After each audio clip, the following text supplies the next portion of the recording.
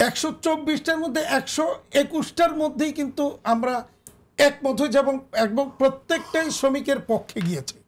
মানে আমরা শ্রমিকের পক্ষেই কিন্তু আমরা দিয়েছি, মানে মালিকের পক্ষে কোনোটা আসে নাই এর মধ্যে। শুধু এই 3টা জায়গায় আমরা সেফগার্ড চেয়েছি। একটা হচ্ছে শ্রমিকের সংজ্ঞা, এই আর একটু হলো ওই যে প্রভিডেন্ট ফান্ড, আর একটু হলো এই ট্রেড ইউনিয়ন করার যে থ্রেশহোল্ডগুলি। এই 3টা জায়গায় আমরা যে সেফগার্ড চাইলাম এবং বাকি সবগুলি আমরা ছাড় দিলাম, তাইলে আমাদের ক্ষেত্রে কেন এই 3টা দাবি ফাইনালি আমাদের সাথে আমাদের মানে ঐক্যমত হওয়ার পরে কি আবার চেঞ্জ করে এটা আমাদের বিপক্ষে? মানে প্রতিনিয়তই দেখছি যখন একটা আনস্টেবল সিচুয়েশন তৈরি করা হয়, গার্মেন্টস শিল্পকে টার্গেট করা হয়, কারণ সেখানে বিপুল পরিমাণ শ্রমিক থাকে এবং এদেরকে নিয়ে পারচেস করা বা এদেরকে মোটিভেট করা বা এদেরকে নানানভাবে, এবং সব ক্ষেত্রেই যে ট্রেড ইউনিয়ন পজিটিভ ভূমিকা পালন করে সেটাও কিন্তু না। ট্রেড ইউনিয়ন হলো শ্রমিকের স্বার্থ রক্ষার জন্য, কিন্তু সেটাকে আপনি রাজনৈতিক হাতিয়ার হিসেবে যখন ব্যবহার করেন বা কেউ ঢুকে যান অসৎ উদ্দেশ্যে, সেটাও কিন্তু প্রচুর হয় বাংলাদেশে।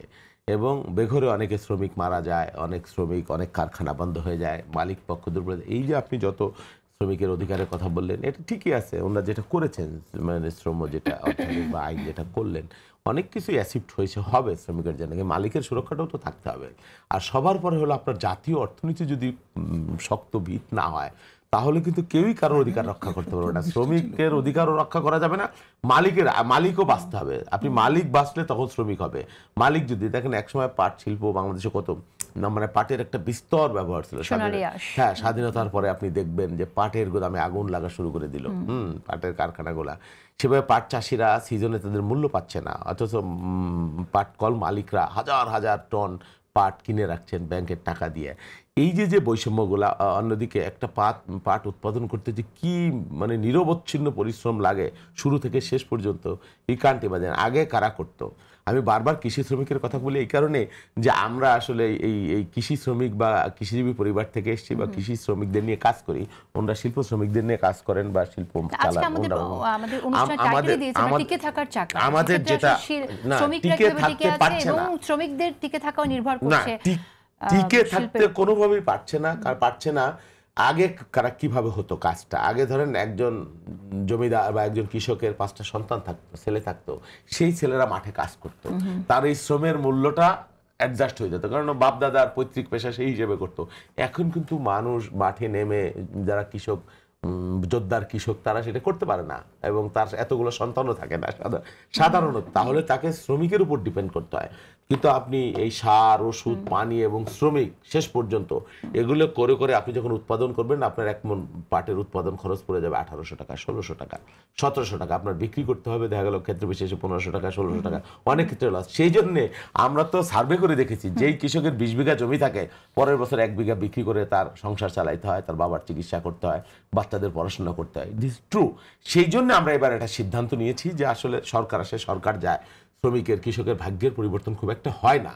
আমাদের কিছু মৌলিক সিদ্ধান্ত আছে যে আমরা যদি এবার নির্বাচন, আমরা ইশতেহারও দিব যে আমরা কৃষকের জন্য কৃষি কার্ড করে কিভাবে প্রান্তিক যে কৃষক তাকে কিভাবে টিকিয়ে রাখা যায়, কিভাবে প্রণোদনা দেওয়া যায়, এবং সত্যিকার অর্থেই যেটা সেটা কৃষকের হাতে এক নামে 200 প্রণোদনা চলে না যায়, যেটা আমরা কেলেঙ্কারি বাংলাদেশে দেখেছি।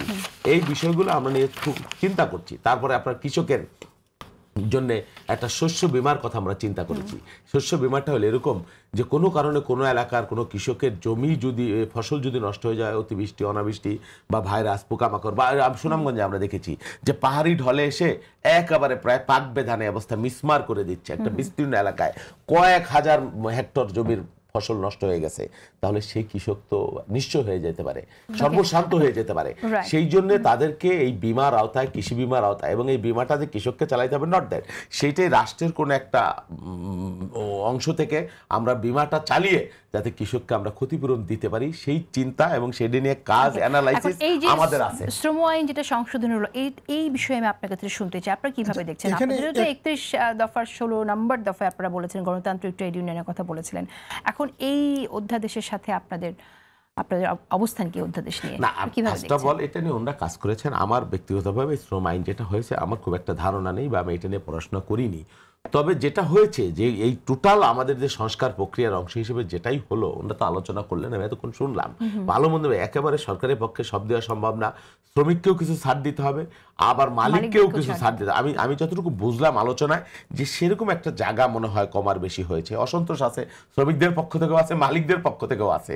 তো এটা তো একটা কম্প্রোমাইজ বা ছাড় দেওয়ার যে ব্যস্ততা, এটা তো সৌন্দর্য আপনার ডেমোক্রেটিক সোসাইটির, যেখানে বহুমত সবার অধিকার কিভাবে রক্ষা করা যায় টানাপোড়েনের মধ্যে দিয়ে, সেই জায়গাটা আমি মনে করি না, আমি যতটুকু বুঝেছি বা যতটুকু জেনেছি, বিস্তর না জেনে থাকলেও আমার মনে হয় কিছুটা আমাদের অগ্রগতি হয়েছে। ওভারঅল একটু অর্থনীতির কথা শুনতে চাই। আচ্ছা, সংক্ষেপে আমরা একটু বিরতিতে একটা যাব। পয়েন্ট যোগ করে দিই, উনি যেটা বলেছেন বা লিমো যেটা বলেছে, আমরা কিন্তু এই 101টার সাথে পরবর্তীতে আরো 23টা যোগ হয়েছে, মানে মোট 124টা।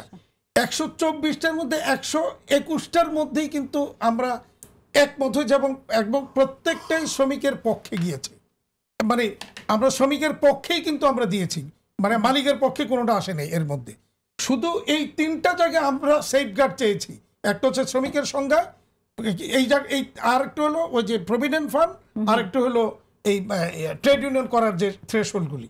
এই 3টা জায়গায় আমরা যে সেফগার্ড চাইলাম এবং বাকি সবগুলি আমরা ছাড় দিলাম, তাইলে আমাদের ক্ষেত্রে কেন এই 3টা দাবি ফাইনালি আমাদের সাথে আমাদের মানে ঐক্যমত হওয়ার পরে গিয়ে আবার চেঞ্জ করে এটা আমাদের বিপক্ষে?